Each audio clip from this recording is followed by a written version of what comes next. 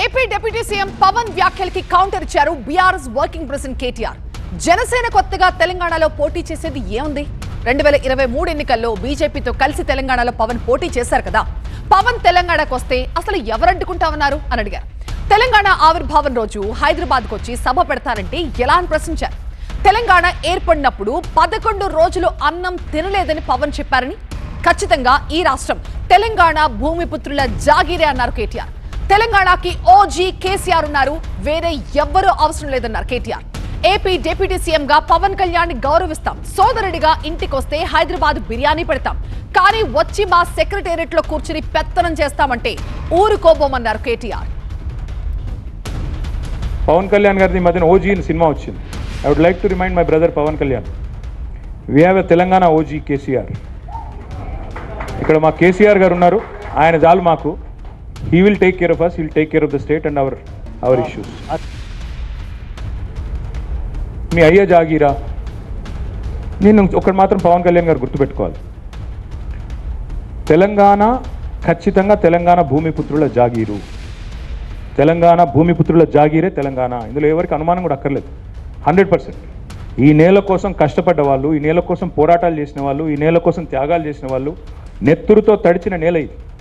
ముమ్మాటికి తెలంగాణ ఈ భూమిపుత్రులు ఇక్కడున్న 4 కోట్ల మంది జాగీరి.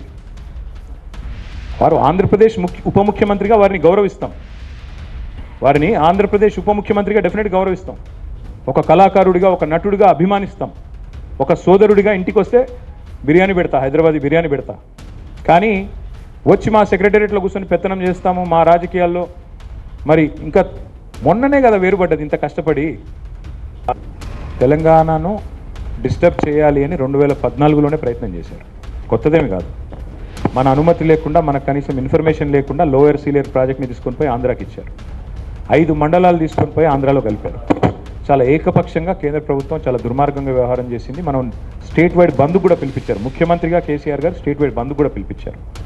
భారతీయ జనతా పార్టీ ప్రభుత్వం, కేంద్రం గత 12 ఏళ్లుగా తెలంగాణకు చేసింది శూన్యం. అందులో అనుమానం కూడా మీకు అక్కర్లేదు.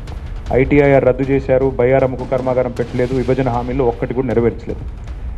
ప్రయోగాలు చేశారు. కాకపోతే మధ్యలో సెక్షన్ 8 అడ్డం పెట్టుకుని హైదరాబాద్ను కొంత కేంద్రపాలిత ప్రాంతం చేయాలనే ప్రయత్నం కూడా కొంతకాలం కుట్ర జరిగింది. కానీ ఇందాక నేను చెప్పింది ఊరికే చెప్పలేదు అమర్ గారు. తెలంగాణ యొక్క పోరాట స్ఫూర్తి అందరికంటే బాగా 2 జాతీయ పార్టీలకు బాగా తెలుసు. కాంగ్రెస్కి తెలుసు, బీజేపీకి తెలుసు. మళ్ళీ తెలంగాణ ఎంత ఫాస్ట్గా ఛార్జ్ అవుతుంది, ఎంత ఫాస్ట్గా అవసరమైతే కదం తొక్కుతుంది కూడా వాళ్ళకి అవగాహన ఉంది. కాబట్టి అట్లాంటి ప్రయోగాలు మనమే చేస్తారని నేనైతే అనుకోను. పవన్ కళ్యాణ్ గారు నేను ఆవేశంగా మాట్లాడినప్పుడు ఏమైనా మాట తూలారేమో నాకు తెలియదు.